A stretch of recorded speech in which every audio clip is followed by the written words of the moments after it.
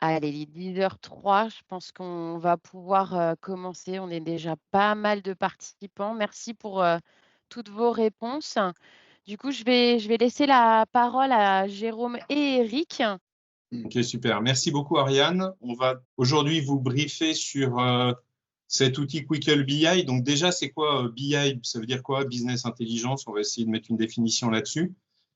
Ensuite, on va vous montrer donc l'outil qu'on a créé avec des pages qui vous permettent de piloter globalement votre établissement avec des chiffres clés, avec des tendances.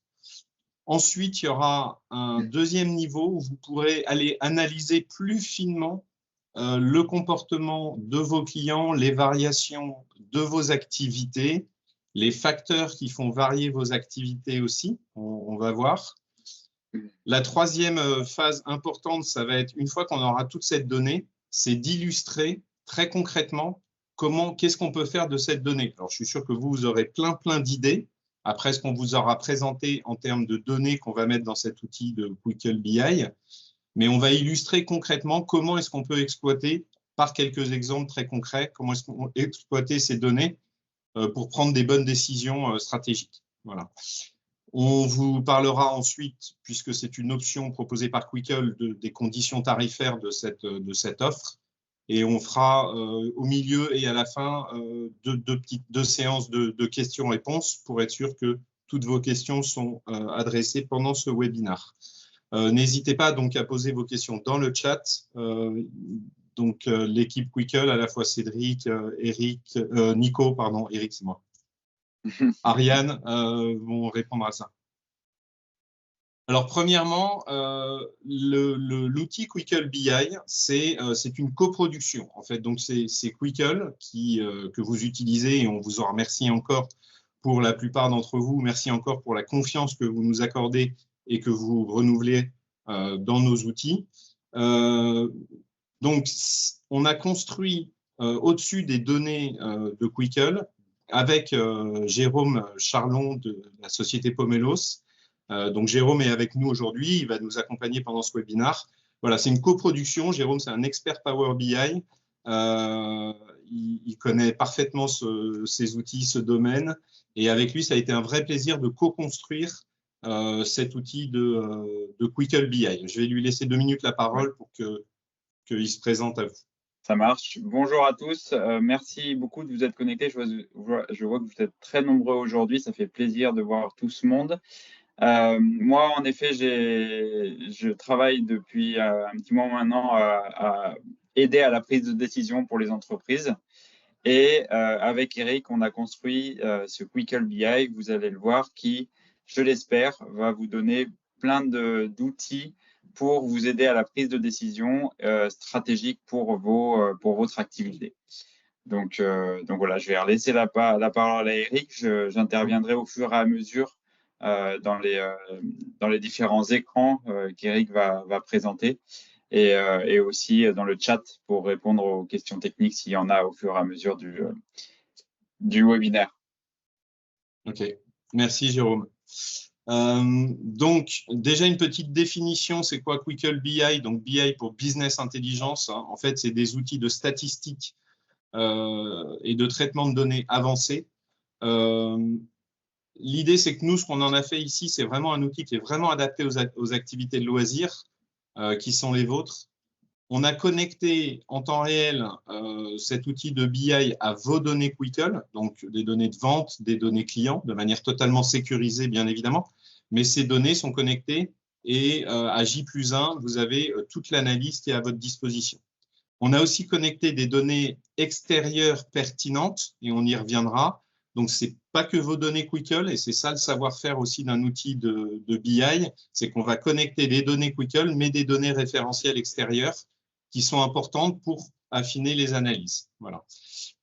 Ça fait ressortir des tendances, ça donne des indicateurs qui sont pertinents pour comprendre votre activité et la suivre, et ça vous aide à prendre les bonnes décisions.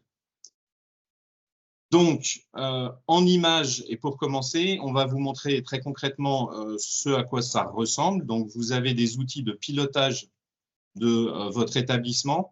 Donc, dans un premier temps, on va vous montrer une page d'accueil qui est un tableau de bord global. On va vous montrer du détail par période, par catégorie. Puisque vous avez plusieurs établissements, et ben c'est là le gros avantage aussi de cet outil, c'est qu'il va vous permettre d'agréger les données de chacun de vos établissements et de pouvoir faire des comparatifs de performance d'un établissement à l'autre. Ensuite, on va voir comment, et dans la deuxième partie, plus finement, comment votre fréquentation varie en fonction de quels critères, les vacances, la météo. Et ensuite, on va voir comment se comportent vos clients. Donc, tout ça, on l'aura dans ce même outil qu'on vous propose aujourd'hui et qu'on vous présente aujourd'hui. Premièrement, une page d'accueil qui va vous montrer globalement votre activité. Alors, la façon dont ça se construit, le Power BI, c'est qu'à gauche, vous avez un certain nombre de sélecteurs. C'est ce que j'ai ici dans la partie gauche de mon écran, qui me permet ici d'aller sélectionner la période de mon choix, la période que je veux analyser. Donc là, par exemple, l'année 2022, où je peux cliquer sur l'année 2023. D'accord ? Je peux aussi aller sélectionner un établissement, par exemple Bordeaux, où, et là, je vais avoir un zoom de toutes les données. Elles sont automatiquement focus sur mon activité de mon site de Bordeaux, où je vais pouvoir resélectionner l'ensemble de mes sites. Et vous voyez qu'au fur et à mesure, tous les chiffres vont bouger avec ces sélections. On va pouvoir aussi sélectionner donc, les périodes d'activité. Alors, je peux aller plus finement, c'est-à-dire que si l'année 2023, ce n'est pas ce que je veux analyser, mais je veux analyser mon premier trimestre 2023, je vais pouvoir faire juste une sélection de mon T1 2023. Et donc, je vais voir tous les chiffres s'adapter à cette sélection. Enfin, en bas, on va avoir des sélecteurs qui concernent les catégories. Donc, par exemple, si je veux faire un focus sur mes activités anniversaires et enterrement de vie de garçon et de jeune fille, je vais, donc tout ce qui est événementiel, grand public, on va dire, je vais zoomer sur cette activité et tous les chiffres à droite, ainsi que sur les pages suivantes, s'adaptent. Donc ça, je me permets de te couper juste un tout petit peu. Est-ce que tu peux décaler ta tête un tout petit peu sur la droite? Voilà, pour qu'on voit les différentes catégories. Voilà, désolé, la tête d'Eric était juste devant les catégories. Donc voilà. Donc maintenant, c'est parfait. C'est parfait là. C'est beaucoup plus clair. OK. Voilà. Donc, on peut sélectionner une ou plusieurs catégories. Hein, si je veux faire le cumul, par exemple, de mes activités entrée particulier et groupe, il suffit que je clique sur les deux boutons, enfin sur les deux cases à cocher, et tous les chiffres que j'ai à droite vont cumuler ces deux catégories. On voit en haut à gauche, on voit toujours qu'on fait une analyse ici sur 4 établissements, 2 catégories sélectionnées et sur une période donnée qui est ici toute l'année 2023. Je vais reprendre l'ensemble de mes catégories. Donc ça, ce sont les sélecteurs de dates qui nous permettent d'aller sélectionner, enfin des sélecteurs en général, qui nous permettent d'aller sélectionner précisément ce sur quoi on veut faire un focus. En haut, vous allez avoir en fait ici votre chiffre d'affaires global, donc ici 3,150 000 €, le nombre de participants, c'est-à-dire le nombre de visiteurs, un panier moyen par visiteur, le nombre de journées d'exploitation qu'on va analyser, puisque là, j'ai 4 établissements sur un an, ça fait 836 journées d'exploitation, et mon chiffre d'affaires moyen par jour d'exploitation. On va avoir en haut à droite des données qui vont concerner uniquement, en un clin d'œil, les dernières périodes les plus récentes, c'est-à-dire la semaine dernière, j'ai fait 50 000 €, alors que la semaine précédente, j'ai fait 44 000 €. Donc, j'ai un jump de plus 13% entre la semaine dernière et la semaine précédente. J'ai la même vue ici sur les week-ends. On sait combien les week-ends sont importants dans nos activités loisirs. Et donc là, on va analyser qu'on a fait 33% de chiffre d'affaires sur ce dernier week-end, alors que le week-end précédent, on avait fait 27 000 €, d'où une montée de 23%, une croissance de 23%. Ça, c'est les données en haut à droite, c'est les données des dernières périodes d'exploitation. Alors que les données à gauche, ici, vont correspondre à la période que j'analyse ici, qui est toute l'année 2023. On va avoir des vues différentes. Ici, une vue du chiffre d'affaires mois par mois, avec une croissance du chiffre d'affaires. Et on va avoir deux courbes, la courbe du chiffre d'affaires de cette année et la même courbe l'année dernière. On voit visuellement la progression du chiffre d'affaires cumulé sur l'année. On va voir en bleu les mois qui augmentent et en rouge les mois qui diminuent par rapport à l'an dernier à la même époque. On a ici une analyse du panier moyen avec sa variation qui peut augmenter, diminuer, avec peut-être en décembre des événements dits B2B, comités d'entreprise qui vont faire pour des activités indoor par exemple, qui vont faire augmenter un chiffre d'affaires, un panier moyen par visiteur. Et en bas, vous avez les informations géographiquement, donc avec une vue géographique sur les chiffres d'affaires et les pôles de contribution. Et ici, vous avez une vue site par site du chiffre d'affaires et du panier moyen. Et quand je vais survoler, par exemple, mon site de Bordeaux, je vais voir que j'ai fait 1 085 000 cette année contre 882 000 l'année dernière, soit une croissance de 22% pour ce site-là. J'ai aussi les dernières infos sur le week-end dernier, la semaine dernière, qu'est-ce que j'ai fait. Donc voilà, on voit très rapidement ces données-là. Dans l'outil Power BI, on a des outils de zoom. Par exemple, si je trouve que ce graphique de panier moyen ou ce graphique de chiffre d'affaires par mois est un peu petit, je peux toujours zoomer sur chacune des vues. D'accord? Donc, si vous trouvez que les graphiques sont un petit peu petits, en un clic, on arrive à zoomer et voir un peu plus précisément les choses si jamais on a besoin d'aller affiner et comprendre des chiffres. Ici, on va avoir un chiffre d'affaires par source. Alors, je vais juste aller cocher parce qu'ici, vous avez un sélecteur qui prend en compte les acomptes ou qui enlève les acomptes selon que vous voulez tenir compte des acomptes ou les enlever dans votre analyse pour raisonner plus en chiffre d'affaires ou en flux financier. Là, si je rajoute les acomptes, je vais voir que j'ai 24% de mes encaissements qui sont faits via le web. J'ai 60% qui sont faits via les caisses. Et j'en ai 14% qui sont faits via tout ce qui est réservation, planning, devis. Voilà. Donc, on va avoir aussi une répartition de ce chiffre d'affaires selon les… Pour l'ancienne cuisine. Ouais, pour le côté restaurant. Je crois qu'il y a un micro qu'il faut… pardon.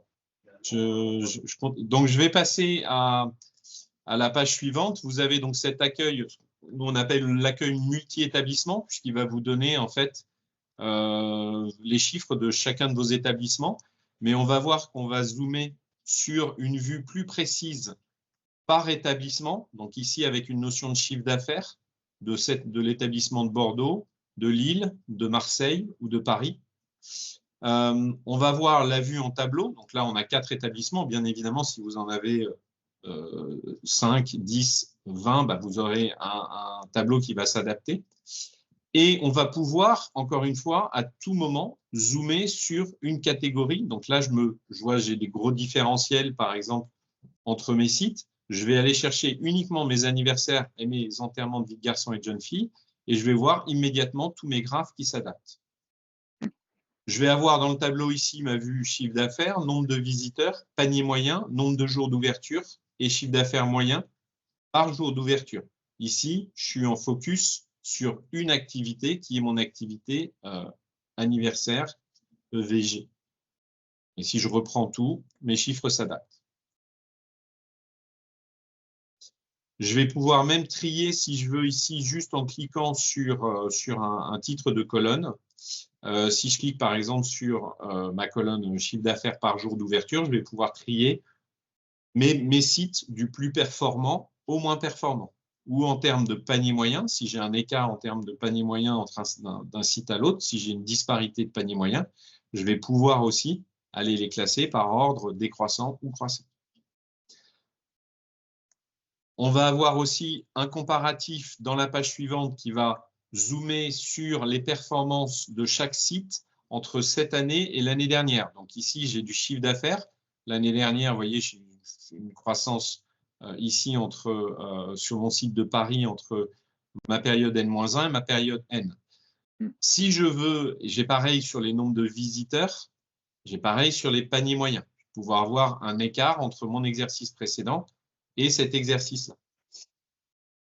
Je vais juste Ensuite, aller faire un petit zoom, parce que ce qui m'intéresse ici, c'est par exemple d'aller analyser ma période d'été, juillet-août. Je peux analyser uniquement juillet-août et je vais avoir les mêmes informations de variation de chiffre d'affaires, variation de nombre de visiteurs et variation de panier moyen uniquement sur la période que j'ai sélectionnée ici.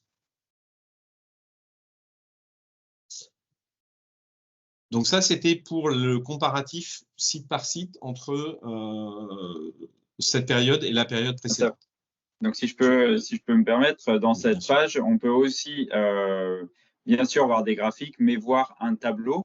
Donc, si tu cliques sur la partie tableau, on peut aussi voir les informations de manière plus en mode Excel, on va dire, pour certains d'entre nous qui préfèrent voir des chiffres.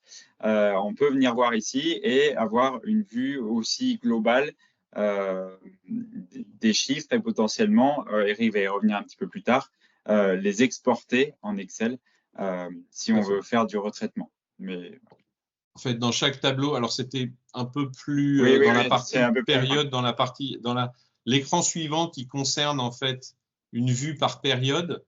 Donc là, Jérôme a construit une vue par mois ou une vue par semaine ou une vue jour par jour. Donc, si on veut aller analyser sous forme plutôt de tableau, parce qu'on a besoin d'avoir une vue plus précise, par exemple, du chiffre d'affaires jour par jour des mois de juillet-août, on va aller sélectionner ces 2 mois et on va voir là, du 1er juillet au 31 août, on va avoir l'ensemble des chiffres d'affaires jour par jour de cette année par rapport à l'année dernière. Et si je veux faire un focus sur mon site Bordeaux, je vais juste sélectionner Bordeaux et là, je vois tous les chiffres d'affaires de mon site de Bordeaux sur la période juillet-août. Et donc, comme l'a dit Jérôme, si j'ai besoin d'exporter ces données pour affiner mes analyses sous Excel, pour ceux qui pratiquent Excel et qui aiment ça, et ben on peut toujours exporter chacun des tableaux qu'on voit, que ce soit des graphiques ou des tableaux, on peut toujours exporter les données sous Excel. Exact. Voilà. Donc, on a vu notre analyse affinée par période, hein, donc qui peut aller du trimestre, qui va du trimestre jusqu'au jour, donc jour par jour, avec les variations. On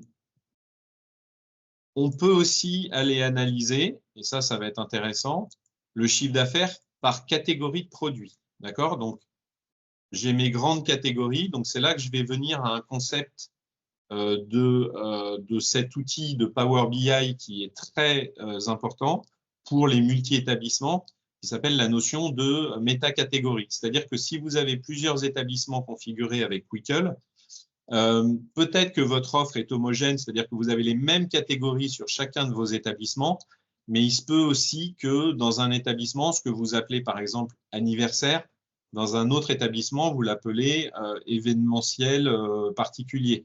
Ben, ce n'est pas grave. Si vous voulez les comparer, on va les regrouper dans ce qu'on appelle une métacatégorie. On va peut-être appeler anniversaire et événementiel, par exemple. Voilà. Et on va regrouper ces chiffres d'affaires, ce qui vous permettra de pouvoir comparer site par site vos activités, enfin vos performances dans vos grandes catégories de revenus. Voilà. Donc ici, on a par exemple dans la grande catégorie anniversaire et enterrement de vie de garçon, on a le chiffre d'affaires des différents sites avec les paniers moyens. On peut très bien ici, avec les petits les boutons qu'on a rajoutés ici, soit afficher ou ne pas afficher le panier moyen, les participants. Là, j'ai par exemple une vue exclusive chiffre d'affaires.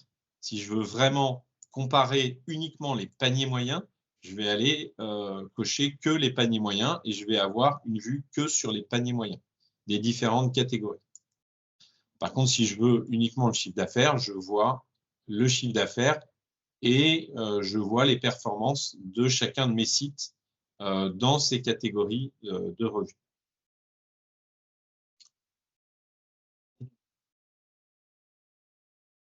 Alors, si je ne me trompe pas, on a fini une première partie qui est un peu votre pilotage global des performances de votre réseau et de vos différents établissements. Un tout petit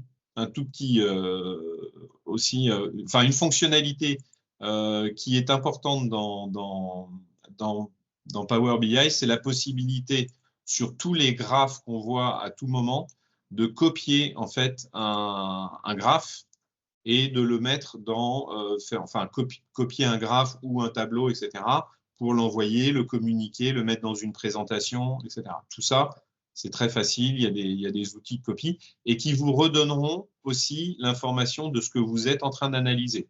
Parce que c'est bien beau d'avoir un graphique, il faut bien comprendre le contexte, c'est-à-dire la période que vous analysez, le nombre de sites que vous êtes en train d'analyser, etc.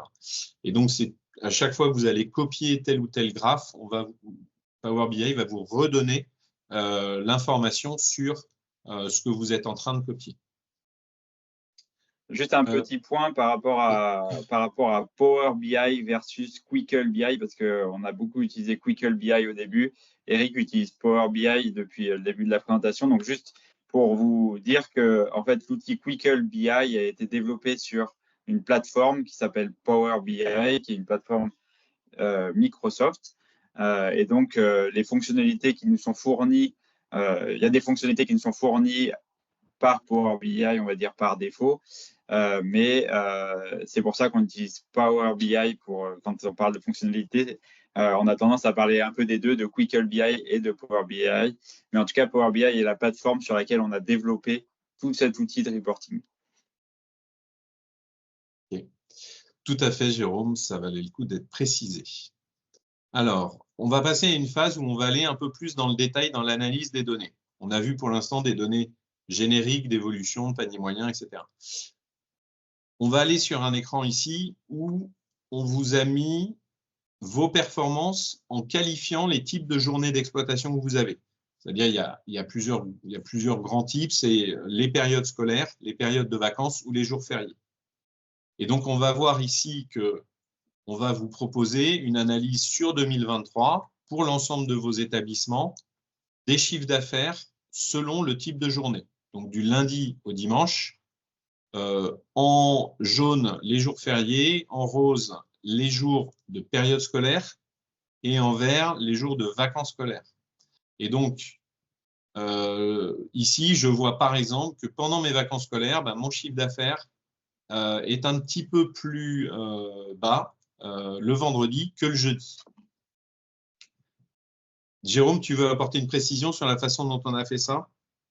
Oui, en effet. Donc, il est important ici de noter qu'on a inclus pour tous vos sites, étant donné que vous êtes tous multisites, on a inclus les zones de vacances, c'est-à-dire qu'on est allé chercher les informations du gouvernement nous donnant les différentes zones de vacances et les différentes dates dans les différentes zones de vacances. Donc ici, on voit bien, quand on parle de vacances ou de jours fériés, on le voit là, ici, globalement, mais les vacances par site ont bien été prises en compte, c'est-à-dire que les vacances de Bordeaux vont bien sûr ne pas être les mêmes que les vacances de Paris. Et du coup, ce qu'on voit ici, ça prend bien en compte ça. Ok, merci. Et du coup, vous voyez que sur, par exemple, ce chiffre d'affaires moyen, il est tout type de journée confondue de 2 724 €, mais on va avoir des variations avec, par exemple, un pic d'activité pendant les jours de vacances, les samedis hors vacances à 5 842. D'accord ? Ce qui est important aussi, c'est donc de bien comprendre qu'ici, on a les chiffres d'affaires, le nombre de visiteurs, les paniers moyens, et qu'on va aussi ici avoir le nombre de jours qu'on analyse. Parce que, évidemment, on peut voir ici que le samedi férié est très fort, mais il concerne uniquement, en fait, 3 jours pendant l'année. Donc, en fait, c'est 3 jours sur 4 établissements. D'accord ? Donc, en fait, ça veut dire que c'est très peu de jours d'exploitation. Si on veut faire un zoom sur qu'est-ce qui se passe pendant les vacances scolaires, j'ai juste ici à cliquer sur vacances en haut, je clique dessus et là, tous mes chiffres vont uniquement se mettre en mode focus sur les vacances scolaires Et donc, je vais pouvoir comparer mon panier moyen du lundi au dimanche sur mes périodes de vacances scolaires. Toujours, bien évidemment, si je veux ici faire un focus sur, par exemple, le 4e trimestre 2023, j'aurai a priori plutôt les vacances d'octobre et les vacances de Noël qui seront pris en compte. Donc, ça me donne d'autres informations si je veux faire un zoom sur telle ou telle période de l'année. De la même manière, je peux toujours aussi aller faire un zoom sur un établissement pour voir le panier moyen de mon site de Bordeaux, comment est-ce qu'il varie du lundi au dimanche pendant mes vacances scolaires. Du coup, Eric, je vais faire une petite aparté parce qu'effectivement, les vacances, on sait que c'est un point très important pour tous les parcs et je vais vous demander, sous forme de petit sondage, comme je vous l'ai dit, de savoir si vous savez quelles sont justement les périodes de vacances qui sont les plus profitables à vos parcs. Donc, n'hésitez pas à nous répondre. J'espère que tout le monde voit soit le petit pop-up, soit dans les commentaires. N'hésitez pas à remplir. Pendant que les participants remplissent, Floriane, je me permets, j'ai l'impression que le chat est fermé. Moi, je ne peux pas écrire dans le chat. Alors, normalement, non. Moi, ça m'écrit la conversation n'est disponible que pendant la réunion. Est-ce que vous avez eu des messages de chat? Est-ce que vous arrivez à écrire dans la conversation? N'hésitez pas à nous dire ou à faire un petit test, faire un petit bonjour dans la conversation pour savoir si ça fonctionne. Ah ouais, donc ça marche. Moi qui ne marche pas. Merci, Nicolas. Ah zut, je ne peux pas répondre aux questions alors. Ah, tu es puni, Jérôme. Ah. Je vais demander juste, Cédric, tu peux bien répondre toi? Merci en tout cas pour vos réponses. Alors, c'est beaucoup plus lissé qu'à notre premier webinaire. L'hiver arrive en tête, mais une petite longueur devant Noël. On a quelques personnes qui ne savent pas, donc ça peut être intéressant effectivement de montrer, Eric, les possibilités. OK. Donc, j'avance à la page suivante qui est en effet une page de présentation concernant et qui est vraiment focus sur les vacances scolaires. Donc, comme a expliqué Jérôme précédemment, pour chacun des établissements, donc ici, dans notre base de test, que ce soit sur les données de Bordeaux, de Lille, de Marseille ou de Paris, on va aller chercher les calendriers de vacances scolaires de chacune des académies, des sites, et ça, c'est fait automatiquement et rétroactivement. Donc, ça veut dire que si vous avez déjà 2 ans d'ancienneté avec Quickle, si vous prenez notre outil de Quickle BI, et rétrospectivement, sur les 2 années qui viennent de s'écouler, on aura reclassifié votre chiffre d'affaires sur les différentes périodes de vacances. Et donc, on va avoir ici un focus sur chaque période de vacances, donc l'hiver, le printemps, l'été, l'automne et Noël, avec un chiffre d'affaires total qu'on fait pendant la période de vacances. Donc là, par exemple, 1 022 000, c'est-à-dire 38% de mon chiffre d'affaires. Je vais voir que les vacances d'hiver correspondent à 5,6% de mon chiffre d'affaires, le printemps 5,8%, etc. Pour chacune des périodes, par exemple sur l'automne 2023, j'ai fait 219 000. L'année dernière, j'avais fait 189 000, soit une augmentation de 15,8% de mon chiffre d'affaires pendant ces vacances d'automne. Ça, c'est pour l'ensemble de mes établissements. Bien évidemment, j'ai toujours la possibilité de zoomer pour un établissement. On va vous montrer ici la contribution donc, de chaque période de vacances à votre chiffre d'affaires avec la croissance ou la décroissance qui a pu avoir lieu. Et ici, un chiffre d'affaires moyen journalier pendant les périodes de vacances. Donc vraiment, focus uniquement sur les périodes de vacances. En bas, puisque vous avez plusieurs établissements, on va vous donner une vue détaillée de la contribution, enfin la variation de chacune des périodes de vacances, que ce soit les vacances d'hiver, les vacances de printemps, etc. Et le total que chacun de vos sites fait pendant les vacances avec une variation. Donc là, par exemple, on voit qu'on a un site à Lille qui fait une variation, qui est une variation négative.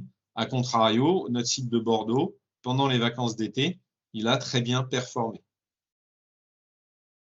Donc là, on va vraiment se baser exclusivement sur les journées de vacances scolaires des zones qui concernent vos établissements et vous donner cette vue très détaillée. Et alors, point intéressant, c'est que on l'a vu depuis le début, mais on ne l'a pas vraiment abordé, c'est on peut cliquer sur chacun des éléments et filtrer les autres éléments. Par exemple, ici, si on veut se focaliser sur les vacances d'été, Eric, il peut juste cliquer sur vacances d'été dans le CA par vacances et l'ensemble du rapport va se focaliser, sauf la partie haute qui est un global de tout, mais va se focaliser sur les vacances d'été. Donc là, on peut facilement du coup venir comparer les vacances d'été site par site. Autre point important sur cette page, c'est pas la saisonnalité, mais les années de vacances, parce que les vacances de Noël, on le sait, sont toujours à cheval sur les années, sur les différentes années. Donc, c'est pour ça que le sélecteur de date sur la partie gauche ici est un petit peu différent. On ne peut pas descendre dans le détail parce que les vacances de Noël vont être prises en compte dans l'année dans laquelle elles commencent. Donc, par exemple, les vacances de Noël 2023 se finissaient cette année le 7 janvier 2024. Donc, c'est pour ça que ici, même sur une sélection de 2023, on a des dates qui commencent du 3 janvier 2023, c'est-à-dire fin des dernières vacances 2022, jusqu'à la fin des vacances de Noël de 2023. Donc ça a été pris en compte. Donc, les vacances de Noël, en tout cas, sont comptabilisées dans l'année dans laquelle elles commencent. C'est pour pouvoir faire des comparatifs de vacances à vacances. Sinon, on avait des bouts de vacances de Noël qui étaient comparés à des bouts de vacances de Noël qui ne fonctionnaient pas. Donc ça a été un point assez important techniquement à adresser, avec un travail assez fin de classification. Mais là, vous avez en effet vraiment votre quinzaine de Noël 2023, qui, même si elle finit début 2024, vous avez le chiffre d'affaires total. Un focus qui peut être très intéressant aussi sur cet écran-là, c'est la partie groupe. On sait qu'il y a énormément d'activités de groupe et de centres de loisirs pendant les vacances scolaires. Et donc, je peux simplement sélectionner ici mes groupes et je vais voir du coup le chiffre d'affaires moyen journalier que je fais sur mes groupes. Alors, je vois que je suis pas mal sur ma période, sur les vacances plutôt d'hiver, mais en été, il y a peut-être une optimisation, même si on sait que pendant l'été, on n'arrive pas forcément à faire venir des groupes sur les 60 jours d'été. Mais voilà, ça vous permet de comparer période de vacances par période de vacances sur les groupes et les centres de loisirs, comment vous avez performé et quels sont les chiffres d'affaires moyens engendrés.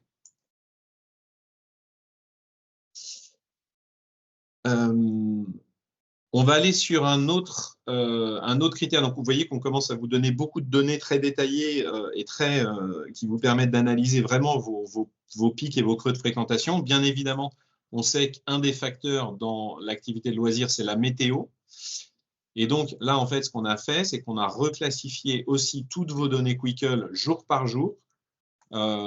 Et on vous donne une vue sur l'impact de la météo. Donc, Jérôme, juste si tu peux expliquer comment tu as fait ça. Absolument. Donc là, ce qu'on a fait, c'est qu'on va chercher les données historiques météo de vos sites. Donc, c'est-à-dire qu'on va se servir des coordonnées GPS de vos sites pour connaître l'emplacement, que ce soit en France ou dans le monde. Et par rapport à ces données-là, on va aller chercher une météo avec une dominante à la journée. Par exemple, ici, on voit on a nous déterminé 5 dominantes qui sont la dominante canicule, beau, variable, pluie ou neige.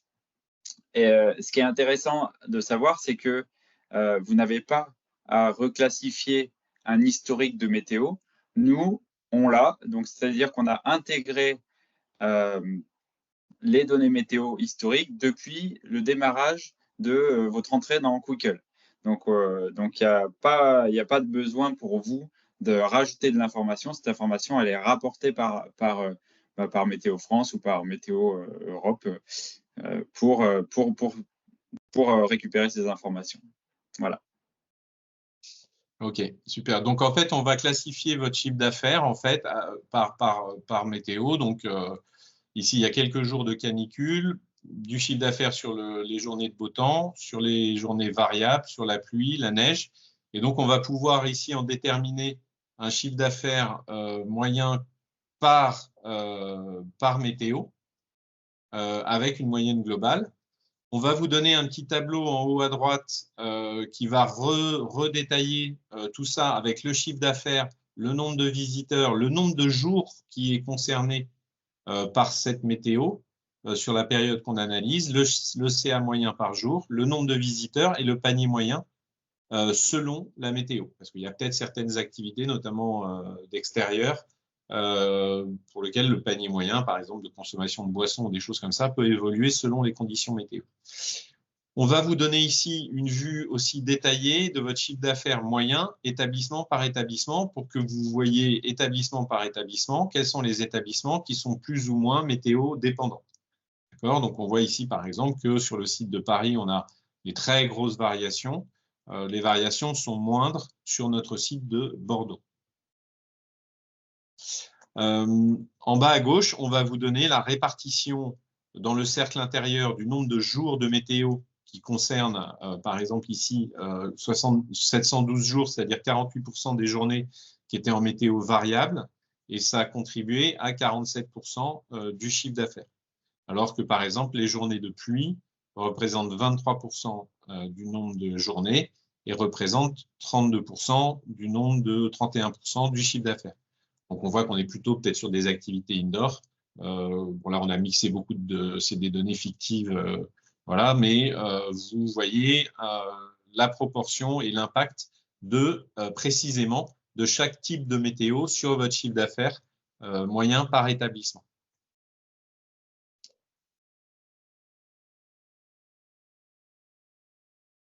Est-ce que, Ariane, ah non, on va aller dans la partie fréquentation.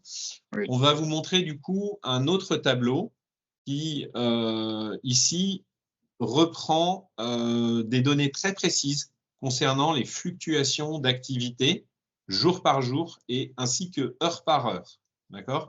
Donc, vous allez avoir, si je me focus sur si je fais une focale sur le chiffre d'affaires, vous allez avoir pour chaque jour de l'année votre chiffre d'affaires qui va ressortir ici dans le… Alors, attendez, je vais reprendre tous mes établissements où je peux mettre un focus sur mon chiffre d'affaires de mon établissement de Bordeaux.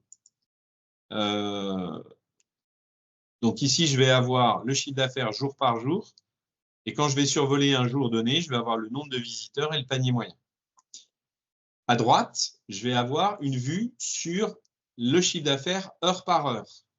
Donc, en fait, je vais avoir du lundi au dimanche combien je fais de chiffre d'affaires sur chaque donnée, sur chaque heure d'exploitation. On peut voir aussi que j'ai ces mêmes données en termes de panier moyen. Je vais voir globalement comment le panier moyen varie dans mon calendrier et comment le panier moyen varie dans une journée ou une semaine heure par heure. Si je veux faire un focus sur l'été, par exemple ici, donc on a repris des petits graphes qui concernent les vacances scolaires ou la météo, je peux très bien ici cliquer sur l'été pour voir le chiffre d'affaires cumulé de mes sites ou d'un site sur l'été. Et je peux voir le chiffre d'affaires jour par jour et je peux voir le chiffre d'affaires heure par heure. Donc, ça me permet de vérifier que mes amplitudes d'ouverture ici sont pertinentes par rapport au chiffre d'affaires que je fais. On y reviendra dans ces explications. Là, je vais annuler ma sélection sur l'été et je peux de la même manière ici faire un zoom sur les journées de pluie. Donc, si je veux faire sur les journées de pluie, par contre, il va falloir que je sélectionne un seul établissement parce que sinon, ça ne va pas être pertinent parce qu'il peut très bien, sur une même journée, pleuvoir à Lille et faire beau à Bordeaux. Alors que là, ça fonctionne. Dans cette vue-là, ça fonctionne très bien la vue globale parce que du coup, on peut voir tous les jours de pluie qu'il y a eu dans les différents établissements. Tu as raison. Oui, tout à fait. Non, c'était sur une autre vue qu'on avait, Oui. où c'était pas… Oui, c'est celle-là en fait. Vous avez une vue ici mono-établissement. Je reviens là-dessus sur la météo, parce que c'est intéressant quand même. J'ai passé, mais Ouais. Jérôme, tu me mets la puce à l'oreille. Je reviens sur cette vue-là. C'est une vue qu'on a passée, mais qui est très intéressante. C'est-à-dire qu'ici, on va vous afficher le calendrier avec les différentes météos. Donc en bleu, les jours de pluie, en gris, les variables, et en jaune, les jours de beau temps. Et là, en effet, pour avoir quelque chose de pertinent, il faut sélectionner un établissement. Et là, vous verrez précisément ici quels sont les jours où il a fait beau. Et par exemple, si je clique ici sur beau, je vais avoir un focus sur le chiffre d'affaires effectué sur les jours de beau temps. D'accord ? Et je peux aussi faire un focus sur mon panier moyen des jours de beau temps. Donc, je peux avoir ici une vue, à partir du moment où j'ai sélectionné un établissement, on peut très bien voir comment le panier moyen va varier jour par jour en fonction des conditions météo. Tout à fait, Jérôme, tu as bien fait de me faire revenir sur cet écran Il n'y a pas de souci. qui est très important. Bien, la fréquentation. La fréquentation vous donne une vue globale de votre chiffre d'affaires ou de votre panier moyen. Et on peut ici donc faire une interaction avec les jours où il a plu, avec les jours d'une période correspondant à une période de vacances scolaires, et avoir un focus sur comment se passe le chiffre d'affaires dans une journée sur mes vacances scolaires de Toussaint, sur mon site de Bordeaux ici, ou sur l'ensemble de mes établissements. Là, il y a un point intéressant, c'est qu'on peut toujours faire un filtrage par catégorie. Donc, notre partie gauche de filtre par catégorie est toujours disponible. C'est-à-dire qu'on peut, par exemple, venir se focaliser sur les groupes et voir si on performe bien sur les groupes, par exemple, le mercredi. C'est parce que tu es en sélection de pluie là. Voilà, ok. Oui, donc ici, on peut faire si aussi tu veux faire un petit focus sur les groupes. Oui, tout à fait. Donc là, on voit le chiffre d'affaires, en effet, pour les groupes. Quand est-ce que c'est… voilà, on confirme qu'en effet, il y a pas mal de groupes qui viennent le mercredi, un peu le jeudi. Et si on fait un focus pendant les vacances scolaires, par exemple, de Toussaint, on peut voir ici la fréquentation pendant les vacances scolaires de Toussaint, le chiffre d'affaires qu'on fait uniquement pour les groupes, heure par heure.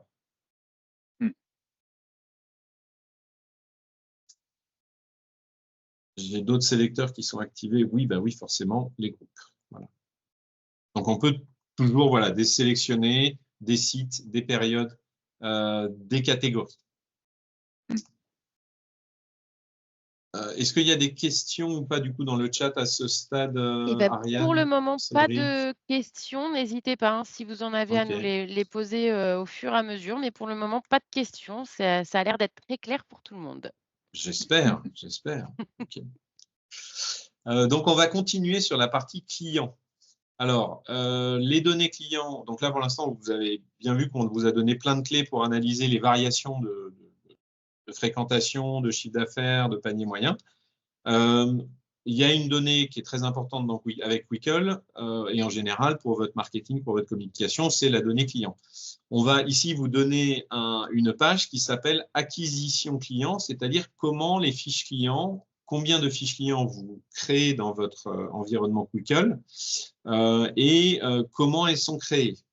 Alors, ici, par exemple, sur la période que j'analyse, 2023, pour l'ensemble de mes sites, j'ai 13 000 fiches clients qui sont créées. Je vois que c'est un petit peu plus, à peine plus que l'année dernière à la même époque. Ce que je vois ici aussi, c'est que on a, mois par mois, un certain nombre de créations de fiches et je vois aussi d'où viennent ces fiches. C'est-à-dire qu'elles viennent de la vente en ligne, pour la plupart, ou du back-office, c'est-à-dire de la caisse, pour d'autres. Donc, on voit ici, il y a une prédominance de création de fiches clients depuis la vente en ligne. La vente en ligne, évidemment, permet de qualifier les fiches clients. On va voir ici donc les courbes de création de fiches clients mois par rapport à l'année dernière. Et ici, on va voir le total du nombre de fiches clients qu'on a en base de données. Ensuite, on va aller un peu plus loin dans l'analyse. On va aller analyser par rapport aux visites des clients qui viennent dans votre établissement sur une période donnée, combien avaient déjà des fiches clients connues, c'est-à-dire combien sont des gens qui reviennent dans l'établissement, ou combien sont des nouveaux visiteurs. Donc ici, on voit que sur 15 000 et quelques visiteurs, on va avoir en fait 85% qui sont des nouveaux clients et 14% qui sont des gens qui vont revenir. Donc ça, c'est une première information sur est-ce que vous êtes capable de faire revenir vos clients. Et on va voir que mois par mois ici, on va mesurer les nouveaux clients et les clients qui reviennent. Ensuite, on va Là, il y a un pouvoir… point. Oui, vas-y. Par rapport à cette information, il y a un point qui est très important par rapport au client, c'est que pour pouvoir vous donner ces informations, on a besoin de connaître si le client est un client connu. Donc, pour connaître un client, il faut, pour ce qu'on appelle avoir des clients qualifiés, on a besoin de connaître qu'il ait un identifiant, qu'il ait une fiche client. Donc, un client qui va venir chez vous le matin et l'après-midi ou le lendemain, mais que vous n'aurez pas enregistré en caisse, nous, on ne pourra pas savoir si c'est quelqu'un qui revient ou si c'est quelqu'un de nouveau. Donc, il est important, et Eric va y revenir un petit peu plus tard, mais il est très important que les fiches clients soient renseignées pour pouvoir fournir ce genre de statistiques. Tout à fait. Tout à fait. Et donc là, vous allez pouvoir mesurer ici combien de fiches clients sont créées par établissement. C'est-à-dire que là, je vois que mon établissement de Bordeaux, il joue beaucoup plus le jeu de l'enregistrement des clients que mes établissements de Paris ou de Marseille, et que l'établissement de Lille, a priori, alors peut-être qu'il est plutôt saisonnier, parce que je vois qu'il a un pic ici d'enregistrement sur juillet-août, mais ici, vous pouvez très bien mesurer qui joue le jeu d'enregistrer les clients qui viennent aux caisses. Il y a des outils, on y reviendra, pour acquérir la donnée client. La deuxième phase d'analyse sur la partie client, j'avance un petit peu parce que je vois que le temps passe, c'est la partie vivite, c'est-à-dire un client qui vient. Ce qui est intéressant, c'est de savoir combien de fois, s'il est déjà venu, combien de fois est-ce qu'il vient dans une période. Donc ça, c'est une question clé qu'on se pose tous quand on gère des sites de loisirs et qu'on veut fidéliser notre clientèle. Le taux de fidélisation, ici, par exemple, dans mon exemple, c'est 1,21 visites par client. Alors, quand on dit par client, c'est par famille, c'est-à-dire c'est le client qualifié qui vient avec sa famille ou qui vient seul, etc. Mais à chaque fois qu'on l'enregistre sa venue, eh ben, on sait qu'il vient en moyenne 1,21 fois sur la période qu'on analyse, c'est-à-dire l'année 2023. Ce que je vais pouvoir ici mesurer dans le tableau en dessous, c'est comment ces 1,21 se déclinent sur mes différents établissements. Par exemple, je vois qu'à Bordeaux, j'ai un taux de visite qui est uniquement de 1,09 par an, alors que sur mon site de Paris, je suis plutôt 1,33. Donc, on aurait tendance à dire que le site de Paris va mieux fidéliser que le site de Bordeaux, où là, c'est plus des gens qui viennent et qui, a priori, reviennent peu. En revanche, Eric, non, je précise juste que ce qui est intéressant aussi par rapport au nombre de visites dont tu parlais, où c'est le client qui est repéré, juste à côté, il y a la donnée de 6,89 qui sont justement les données moyennes du nombre de personnes qui viennent en groupe. À chacune des visites. Voilà. Donc ça veut dire qu'une famille qui vient une fois ou un groupe qui vient une fois, en moyenne, il y a 6,89 personnes. Et Jérôme, ce que tu allais parler de ça, c'était exactement par rapport au pourcentage de qualification. Donc, même point que sur la page d'avant. Il faut que vos clients soient qualifiés pour pouvoir voir ça. Et là, on voit les sites qui performent aussi en termes de qualification client ou en termes d'enregistrement des différents clients. Donc, on voit que Bordeaux enregistre bien ses clients, alors que le site de Lille les enregistre moins. Donc, le nombre de visites par client est du coup biaisé, entre guillemets, parce qu'on a moins de données. Mais c'est pour ça qu'on a mis en avant ce pourcentage de qualification aussi. Tout à fait. Donc ici, on va en bas, là, ici, on va détailler qu'on a 75% des gens qui viennent une fois, 10% des visiteurs qui correspondent à des visiteurs qui sont venus 2 fois, 3,4% c'est des gens qui sont venus 3 fois, etc., etc. On va retrouver ici, on va découper par nombre de visites, donc on sait que les clients qui viennent 4 fois, ça représente en moyenne 272 visites sur la période que j'analyse. Voilà. On va voir ici un petit graphe rapide sur le nombre de visiteurs qui viennent dans vos établissements. Et ici, les types de clientèle qui viennent visiter vos établissements. Est-ce que c'est des particuliers? Est-ce que c'est des entreprises? Est-ce que c'est des centres de loisirs, etc. Voilà, donc ça, c'est vraiment pour mesurer cet indice qui est très, très important, qui est le taux de revisite sur une période analysée. Dernier écran aussi très important et qui va vous donner beaucoup d'informations intéressantes aussi, c'est donc d'où viennent vos clients.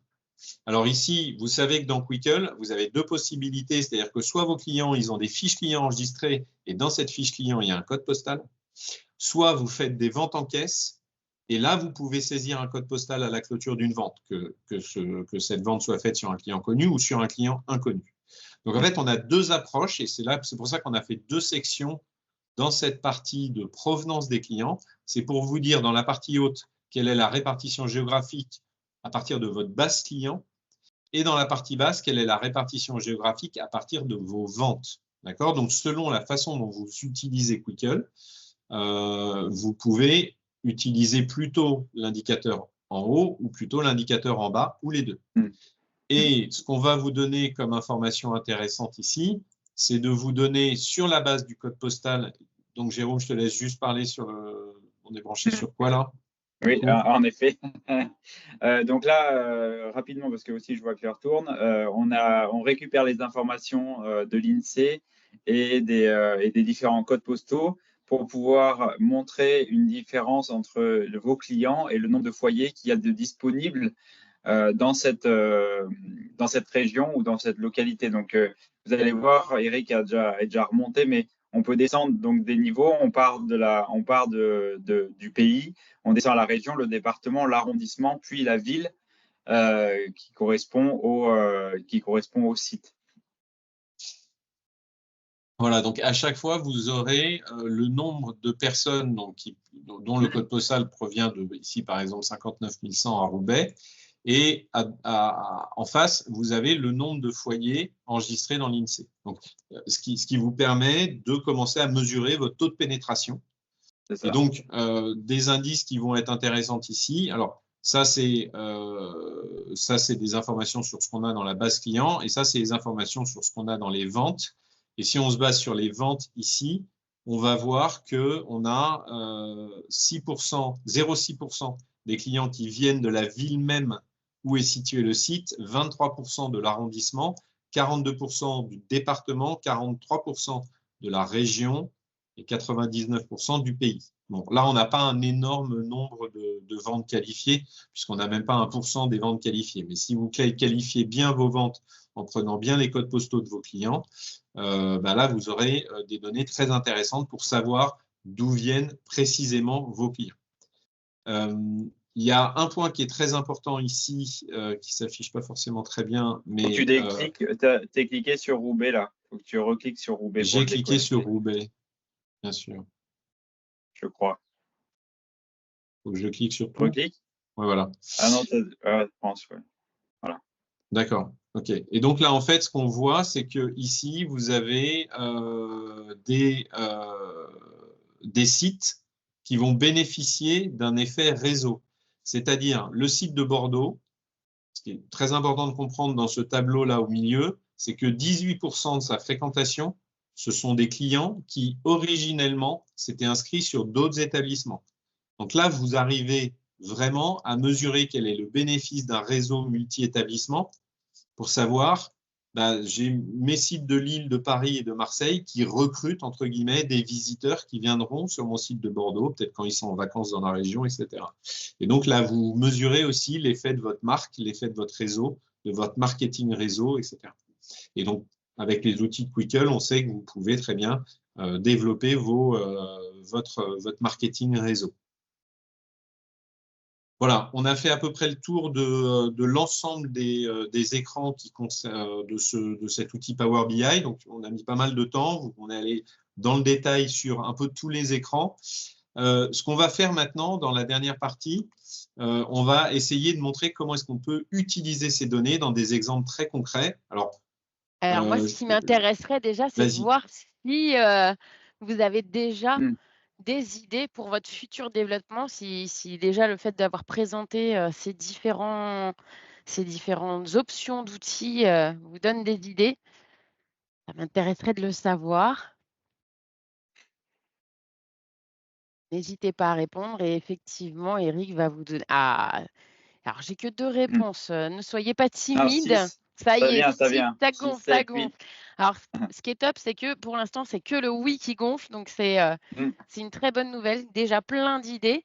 Et puis, Eric va vous en donner quelques-unes également, auxquelles vous avez Yes. peut-être pensé, mais pas tout. Ah non, on n'a pas pensé à tout. On va vous donner quelques exemples d'illustrations de comment est-ce qu'on peut mettre en pratique cette bonne donnée, ces informations qui sont très riches. Qu'est-ce qu'on en fait concrètement? Parce que des tableaux pour des tableaux, c'est bien, mais à un moment donné, il faut savoir quoi en faire.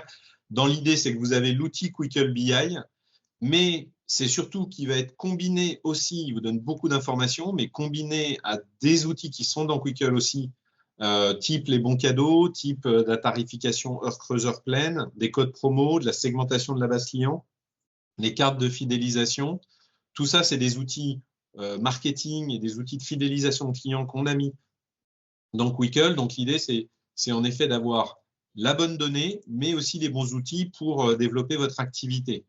Donc, en prenant quelques exemples, on a ici, on voit que en analysant la provenance de nos clients, on voit qu'on est très fort sur le Nord, mais le département de l'Oise, bah, on a très peu de clients sur le département de l'Oise. On va pouvoir faire un code promo pour réserver aux clients de l'Oise. Donc, on va faire un segment client de l'Oise avec Quickle et on va dire, on va faire un code promo moins 20% pour ce segment-là. On va pouvoir aussi, en connaissant bien la provenance de nos clients, savoir où est-ce qu'il faut cibler notre communication locale via des réseaux, via des flyers, via des partenariats avec des centres commerciaux, des choses comme ça, là où on veut vraiment acquérir des nouveaux territoires de manière beaucoup plus efficace et à un coût très efficace. Alors, je vous rappelle pour juste une donnée, enfin quelque chose de très important, c'est-à-dire que quand vous vendez en ligne, bien sûr, vos clients peuvent saisir de la donnée.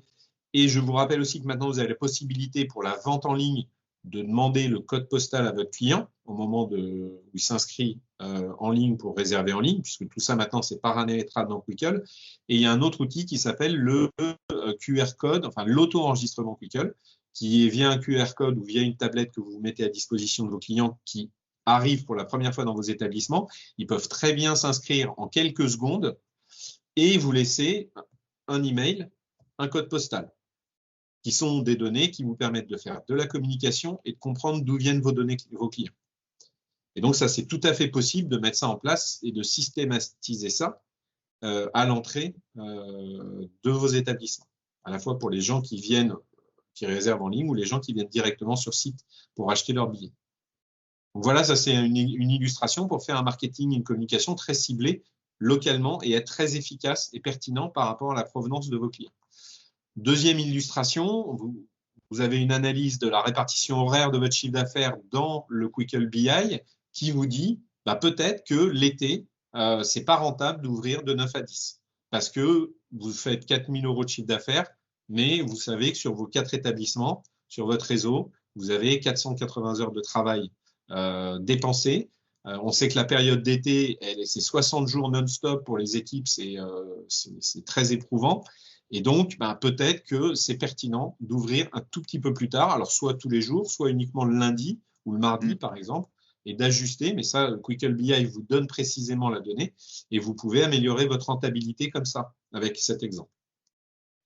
Vous avez aussi la possibilité maintenant que vous connaissez votre panier moyen jour par jour, heure par heure, vous pouvez cibler des opérations type Happy Hours. Par exemple, si vous avez uniquement 11 € de panier moyen le vendredi, 12 € les autres jours, on ne sait pas pourquoi, c'est peut-être une clientèle type qui vient, il y a peut-être un Happy Hour qui va booster un peu le chiffre pendant cette période-là. On va avoir aussi la possibilité, maintenant qu'on connaît l'impact précis de la météo sur le chiffre d'affaires moyen que vous faites sur vos différents établissements, un week-end pluvieux qui s'annonce, vous savez que vous avez une baisse de chiffre d'affaires de 30 ou 40% qui s'annonce. Faites des codes promo flash qui sont valables 72 heures, opportunité du vendredi au lundi, par exemple, au dimanche soir. C'est valable 72 heures et vous pouvez vendre des places remisées, sachant que de toute façon, ça peut attirer une clientèle qui ne serait pas venue pour des questions de moyens, etc. Donc, vous pouvez booster vos creux de fréquentation avec ce type d'opération en utilisant les codes promo dans Quickhelp. Un autre exemple, c'est, vous savez qu'il y a en moyenne vos clients ne viennent pas suffisamment dans tel ou tel établissement. Vous avez des cartes de fidélité dans Quickhelp où vous récompensez la fidélité de vos clients avec des points, avec des places offertes, avec des goodies ou des cadeaux offerts au fur et à mesure qui cumulent des nombres de points. Vous pouvez essayer donc de travailler la revisite de vos clients avec les outils de fidélisation de Quickhelp. Autre exemple, vous avez en moyenne, vous savez que les gens viennent en petits groupes chez vous, moins de 5 personnes. Peut-être que vous pouvez avoir une politique tarifaire dégressive à partir de la 6e personne, de façon à inciter les gens à venir un peu plus nombreux. C'est du chiffre d'affaires incrémental, il n'y a pas tellement de coûts associés, et peut-être qu'un tarif dégressif à partir de la 6e ou de la 7e personne vous permettrait d'augmenter un peu le nombre de visiteurs moyens par groupe qui se présentent chez vous. Et vous pourriez augmenter votre chiffre d'affaires et fidéliser aussi les clients. Un autre exemple, c'est que on voit avec les périodes de canicule qu'on a mis dans votre BI que finalement votre chiffre d'affaires les jours de canicule, il est un peu plus élevé que les autres jours.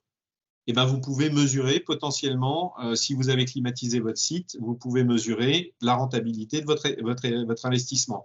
Ou alors, si vous avez 5 sites, dont un qui est climatisé, peut-être que vous allez voir, est-ce que c'est opportun ou pas d'investir dans de la climatisation maintenant que vous mesurez concrètement l'effet de la climatisation sur tel ou tel établissement climatisé. Donc voilà, c'était un exemple, enfin un petit panel d'exemples et d'illustrations rapides des décisions qu'on peut prendre avec ces outils de Quickhelp Business Intelligence et aussi des outils qui sont à votre disposition dans Quickhelp. Donc autour de la fidélisation du client, autour de tout ce qui est marketing, code promo, tarification horaire, les bons cadeaux. Ne pas oublier l'enregistrement de la donnée client pour vraiment qu'elle soit qualifiée au maximum pour que cet outil de BI soit pertinent. Voilà, et ça permet de booster votre chiffre d'affaires, d'améliorer votre rentabilité de manière très concrète. Je vais parler tarifs du coup. Ariane, on est bien là, c'est bon? Je peux? J'enchaîne? On est pas mal, on est pas mal. Okay, je demanderai s'ils pensent du webinaire juste après. Ça marche, ok.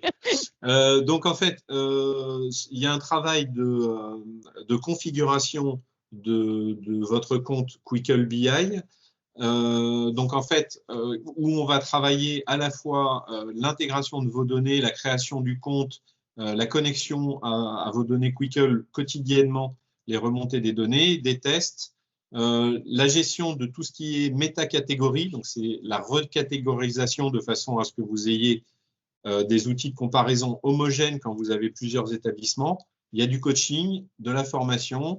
Voilà, donc tout ça, ça a un coût à 1 750 €.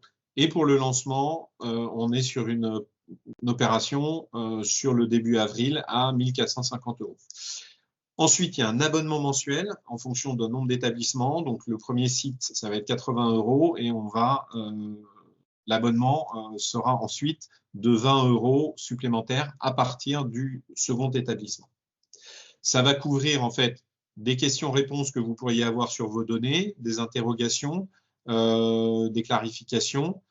On va aussi faire des mises à jour, des améliorations continues et dont vous bénéficierez au fil de l'eau. Donc, on va étoffer aussi ces outils de reporting. Voilà. Ce qui n'est pas inclus, c'est qu'il faut une licence Microsoft Power BI à 9,60 € par mois pour un utilisateur. Et donc, ça, c'est pas inclus dans les prix qu'on annonce là. Donc ça, c'est une fois que si c'est quelque chose qui vous intéresse, Jérôme et l'équipe Quickle ont mis en place le Quickle BI pour vos établissements. Et ce qui est très important, c'est que tout ce qui est vacances scolaires, tout ce qui est météo, tout ce qui est données de Quickle va arriver là-dedans de manière rétroactive.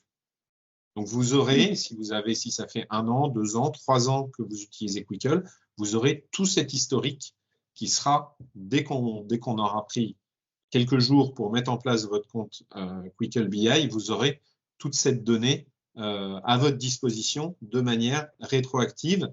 Les seules choses qu'il va falloir faire aussi, c'est si vous avez de la bonne donnée client avec des codes postaux, etc., ça sera dedans. Si vous souhaitez améliorer la qualification de vos données clients, il faudra peut-être prendre plus de codes postaux en caisse ou à la vente en ligne. Oui.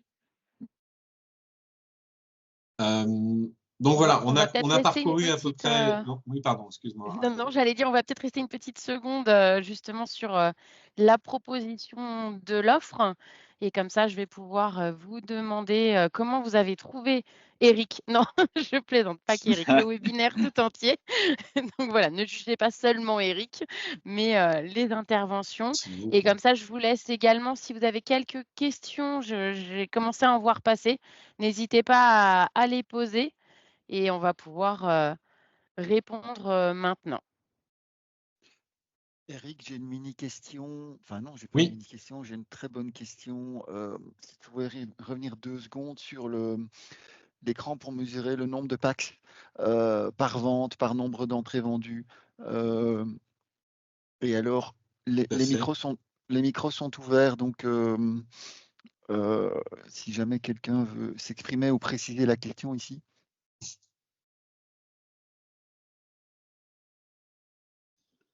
Oui. Du coup, on a présenté l'idée de pouvoir calculer en moyenne le nombre de packs par vente. Et je voulais savoir comment c'était calculé. Est-ce que c'est en lien avec le nombre de tickets vendus ou Non, c'est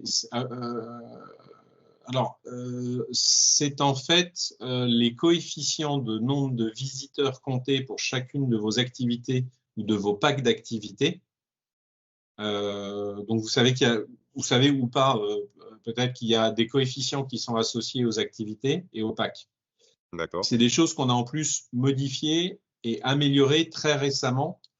C'est-à-dire que maintenant, on sait compter très précisément le nombre de visiteurs associés à une activité. Donc, quelqu'un qui vient faire 1 heure de trampoline, c'est un visiteur. D'accord ? Quelqu'un qui va faire une partie de laser, c'est un visiteur. Quelqu'un qui vient prendre un pack d'activités trampoline plus laser, c'est un visiteur. Et donc, ça, c'est des coefficients qu'il y a dans Quickle qu'on récupère au niveau de la BI pour mesurer précisément le nombre de visiteurs. Ok. D'accord ?